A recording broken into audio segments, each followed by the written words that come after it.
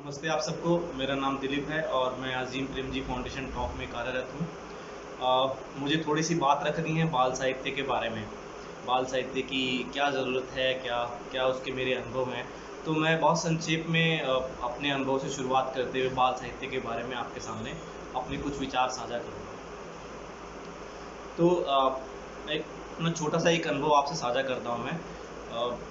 2007 से लेके 2010-11 तक हम एक परियोजना में काम कर रहे थे, जिसमें हम आदिवासी बच्चों के लिए पढ़ना लिखना सीखने में उनकी मदद हो पाए, पढ़ना लिखना सीखना उनका बेहतर हो पाए, इसके लिए हम बाल साहित्य की रचना करते थे। इसके लिए हम उनके लिए कहानियाँ, कविताओं की रचना करते थे और कोशिश ये करते थे कि उसमें से कहानी, कविताएँ अगर उनके समुदाय की, उनके आसपास के, उनके परिवेश से जुड़ती हों, तो उनका भी हम उपयोग करते थे।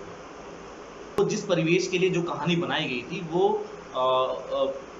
बारह का आदिवासी सहरिया जनजाति वाले वो बच्चे थे और वहाँ पर बुंदेलखंडी जो भाषा है, क्योंकि वो एमपी बॉर्डर के पास का इलाका है, तो बुंदेलखंडी जो भाषा है जहाँ पर लड़के को मोड़ा मोड़ी बोलते हैं, उस तरह की भाषा का प्रभाव वहाँ पर ज़्यादा है, उस तरह की भाषा वहाँ बोली जाती है।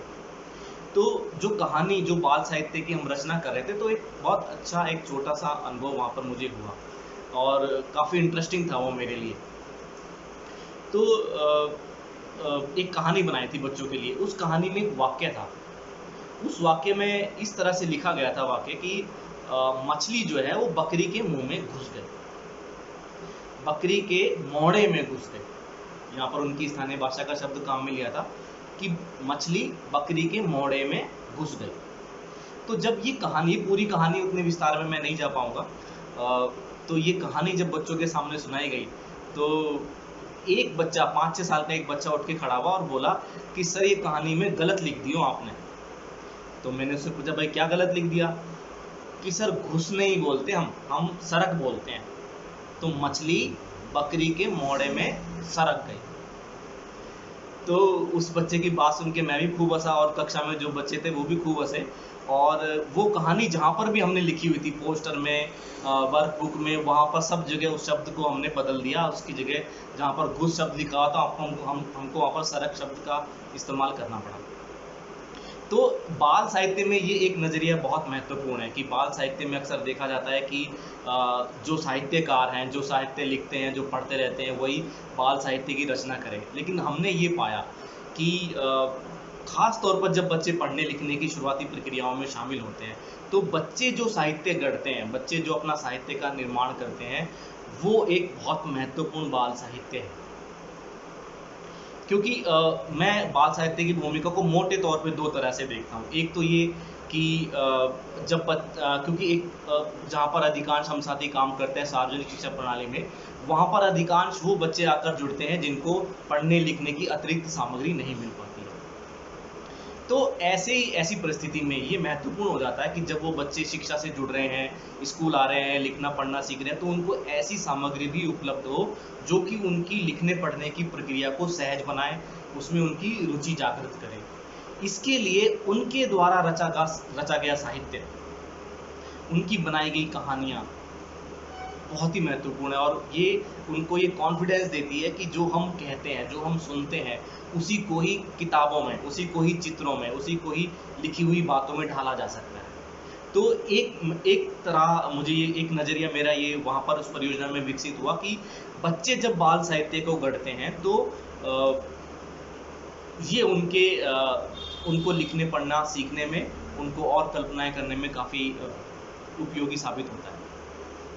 दूसरा, जिसके बारे में हम काफ़ी जानते समझते हैं, हम लोग काफ़ी इस पे चर्चा करते हैं कि बाल साहित्य का रोल, का भूमिका वहाँ पर बढ़ जाती है जहाँ पर बच्चे लिखने पढ़ने की प्रक्रिया में आ चुके हैं, शामिल हो चुके हैं। अब उनके अनुभवों का विस्तार हमें करना है, उनको और दुनिया और संस्कृति और भाषाओं और परिवेशों से उनका परिचय कराना है। ऐसे समय में कहानियाँ जो हैं, बाल साहित्य जो है वो बहुत महत्वपूर्ण हो जाता है। तो उस दौर में बच्चों को ज़रूर तरह तरह की बाल साहित्य की, बाल पत्रिकाओं से, बाल कहानियों से परिचय कराना चाहिए। जैसे मुझे अभी याद आया, आपको ये अनुभव सुनाते सुनाते, मीशका का दलिया एक बहुत ही रुचिकर एक रूसी कहानी है, जिसका रशियन कहानी है, जिसका हिंदी में भी अनुवाद किया है और ये किताब आसानी से आपको इंटरनेट पे उपलब्ध हो जाएगी। तो आप इस कहानी को पढ़िए और बच्चों को पढ़ाइए, तो बिल्कुल एक अलग तरह के माहौल से बच्चे परिचित होते हैं। तो उसके भी बहुत विस्तार में नहीं जाएंगे, आप उसको पढ़ के देख सकते हैं उस कविता को। ऐसे ही जापानी हाइक्यूज है, तो जापानी हाइक्यू भी बहुत छोटे छोटे वाक्यों में बहुत छोटी छोटी कविताएं होती हैं और बहुत मज़ेदार होती हैं। तो और उसमें किस तरह से बात को कहा गया है, ये काफ़ी इंटरेस्टिंग है उस हाइक्यूज में ये समझना। तो इसलिए बाल साहित्य मेरे हिसाब से कि शिक्षा में काफ़ी खास तौर पे भाषा शिक्षण में बच्चों के अनुभव के विस्तार में, भाषाई क्षमताओं के विस्तार में बहुत महत्वपूर्ण है। और जितना हो सके, अगर हम बच्चों को दूसरा बाल साहित्य उपलब्ध नहीं करा पाते हैं, तो कम से कम बच्चे ही विद्यालय में अपना बाल साहित्य रचें, बच्चे ही अपनी कहानियाँ बनाएं, अपनी कहानियों को विद्यालय में प्रदर्शित करें, दूसरे बच्चे उन कहानी कविताओं को पढ़ें। और जो बच्चे खुद से अपने समुदाय से जो मौखिक रूप से जो कहानी कविताएं सीख के आते हैं, उनको भी अगर विद्यालय में प्रदर्शित किया जाएगा तो बच्चों को भाषा सीखने में मदद मिलेगी। साथ में वो ये समझ पाएंगे कि जो लिखा जा रहा है वो कहीं दूसरी दुनिया की चीज़ नहीं है, वो मेरी दुनिया से ही उपजी हुई चीज़ है। धन्यवाद आप सभी का, आपने मुझे समय दिया और सुना।